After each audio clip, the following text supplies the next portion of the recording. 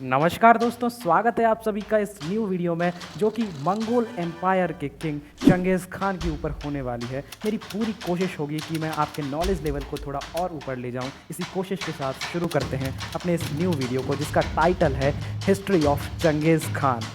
पिछले एपिसोड में मैंने आपको बताया था कि चंगेज़ खान का जन्म 1162 में मंगोलिया देश में बहने वाली ओनो नदी के किनारे हुआ था। चंगेज़ खान का बचपन का नाम तैमुजिन था, जो कि उसके पिता येसुकी ने रखा था, क्योंकि जब वो तातार कबीले के खिलाफ एक जंग लड़ने गए थे, वहाँ उन्होंने तैमुजिन ओगे नाम के एक योद्धा की हत्या कर दी थी। हाँ, लेकिन तैमुजिन के पिता की नज़रों में उसका कोई खास महत्व नहीं था, इसलिए जब 9 साल के तैमुजिन के लिए लड़की ढूंढने निकले, तब येसुकी ने सोचा कि वो तैमुजिन को घर से बहुत दूर ले जाकर लड़की के माता पिता के घर छोड़कर आ जाएगा, और उन्होंने वैसा ही किया, क्योंकि येसुकी तैमुजिन के सौतेले भाई बैक्टर से ज़्यादा प्यार करता था और वो चाहता था कि कबीले की गद्दी बैक्टर को ही मिले। लेकिन तैमुजिन की किस्मत ने उसके लिए कुछ और ही सोच रखा था। तैमुजिन को छोड़कर वापस लौटते समय उसने देखा कि तातार कबीले वाले जश्न मना रहे थे और जश्न में बेहतरीन दावत का आयोजन किया गया था। येसुकी ने सोचा कि वो भेष बदल कर जाएगा और भोजन का आनंद लेते हुए अपने कबीले को लौट जाएगा। लेकिन जैसे ही वो कबीले के पास पहुंचा तो कबीले वालों ने उसे पहचान लिया और उसे खाने में जहर मिलाकर दे दिया। येसुकी जैसे तैसे अपने कबीले तक पहुंचा और तैमुजिन को वापस बुलवाया गया, लेकिन जब तक तैमुजिन अपने पिता के पास पहुंचा तब तक काफ़ी देर हो चुकी थी। येसुकी की मौत के बाद ताइजुट कबीले ने परंपरा के अनुसार येसुकी के परिवार को कबीले से अलग कर दिया, और इसी बीच तैमुजिन ने अपने बड़े भाई बैक्टर को भी मार दिया। अब तैमुजिन ने अपने बड़े भाई बैक्टर को क्यों मारा और फिर वो किस तरह से ताइजुट कबीले से बच सका, ये आप जान सकते हैं पिछले एपिसोड को देखकर। तो चलिए अब शुरू करते हैं। ये एक ऐसी घटना साबित हुई जिसने तैमुजिन की जिंदगी को पूरी तरह बदल कर रख दिया। तैमुजिन की माँ होलन को जब इस घटना के बारे में पता चला तो उनकी गुस्सा की कोई सीमा नहीं थी। होलन का ये डर कि उसका बच्चा, जो हाथ में एक खून का काला थक्का लेकर पैदा हुआ था, वो एक अशुभ और अमंगल काम कर सकता है। तैमुजिन ने जब अपने बड़े भाई बैक्टर की हत्या की तो उसकी माँ का ये डर हकीकत में बदल गया। अभी तक होलन के परिवार को केवल कबीले से निकाला गया था, उन्हें अपराधियों की नज़र से नहीं देखा जाता था। तैमुजिन अपने परिवार के साथ जिस इलाके में रहता था उस पर ताइजुट कबीले का अधिकार था, जिसने तैमुजिन के परिवार को अपराधी घोषित कर दिया था। अपने सौतेले भाई बैक्टर की हत्या करने के बाद जब तैमुजिन को इस बात का पता चला कि उसे ताइजुट कबीले वाले ढूंढ रहे हैं, तो वो डर के मारे पहाड़ों में जाकर छिप गया। लेकिन तैमुजिन की एक कोशिश नाकाम साबित हुई और वो ताइजुट कबीले के हाथ लग गया। ताइजुट कबीला जहाँ पर रहता था वहाँ पर कुछ कैदी परिवारों को भी रखा जाता था और उनसे मजदूरी करवाई जाती थी। वहीं पर एक कैदी परिवार के साथ तैमुजिन को भी रख दिया गया। तैमुजिन को जिस परिवार के साथ रखा गया था उसने तैमुजिन की बहुत सहायता की। एक दिन तैमुजिन ने बड़ी ही चालाकी के साथ ताइजुट कबीले के चंगुल से भागने की योजना बनाई, लेकिन उसके गले में एक लोहे का पट्टा डला हुआ था, जिसकी वजह से उसका भागना नामुमकिन सा था।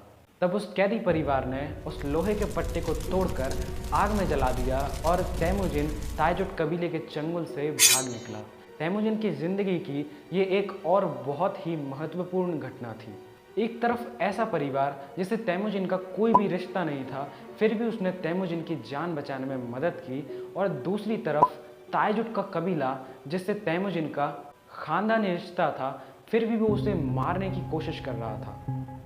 अपनी ज़िंदगी की इस घटना से तैमुजिन के मन में ये विश्वास पैदा हो गया था कि अपने परिवार और रिश्तेदारों के अलावा भी बाहर के लोगों पर विश्वास किया जा सकता है। इसके साथ ही उसके मन में उच्च वर्ग के लोगों के लिए अविश्वास की भावना भी जाग गई थी। आमतौर पर मंगोल कबीलों में अपने परिवार और ख़ानदान के अलावा बाहर के लोगों को दुश्मन ही माना जाता था, इसलिए उनके साथ संबंध भी नहीं रखे जाते थे।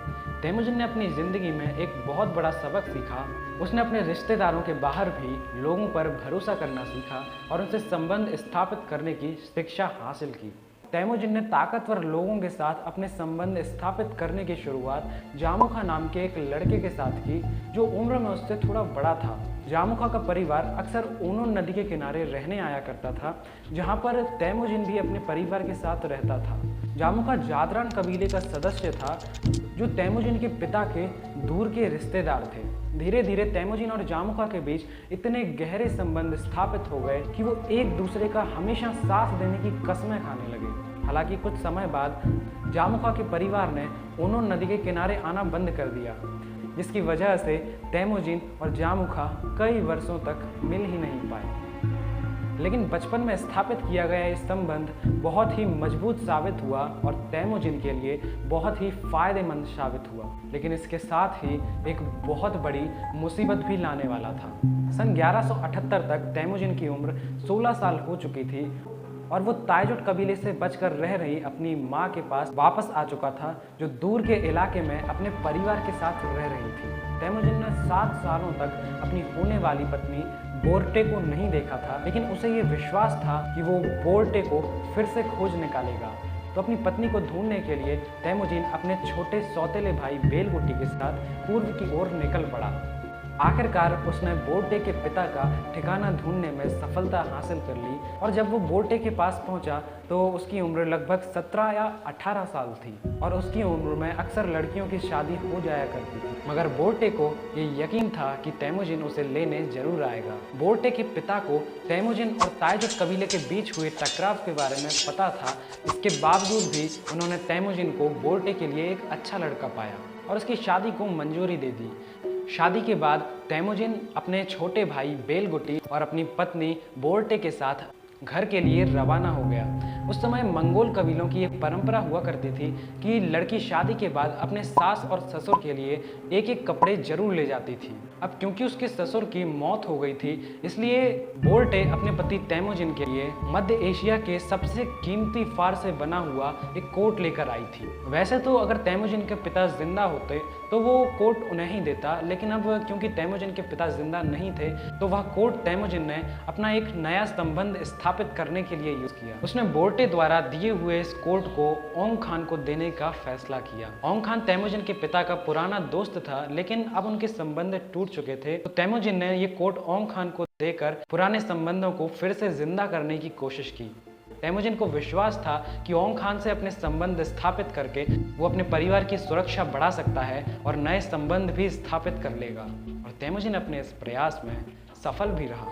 ओंग खान कैरेट कबीले का एक सदस्य था जो कि मध्य एशिया के मैदानों के एक बेहतरीन इलाके में रहता था। कैरेट कबीला बाकी मंगोलियाई कबीलों की तरह बिखरा हुआ नहीं था, बल्कि इसमें कई सारे छोटे छोटे कबीले एक साथ मिलकर और एक ही खान के नेतृत्व में रहते थे।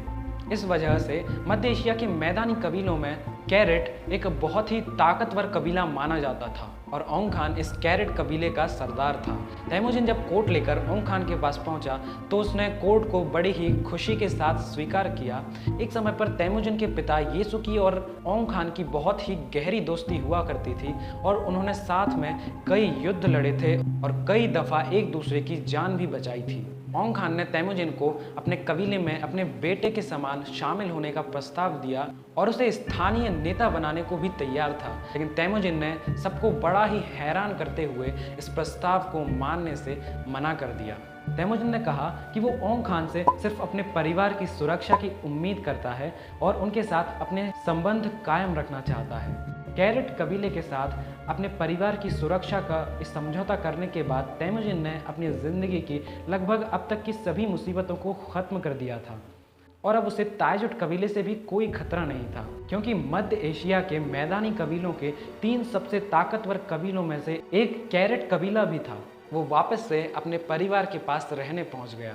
तैमूजिन की ज़िंदगी की ये एक नई शुरुआत थी, क्योंकि अब उसकी ज़िंदगी में किसी भी तरह की कोई बड़ी परेशानी नहीं थी।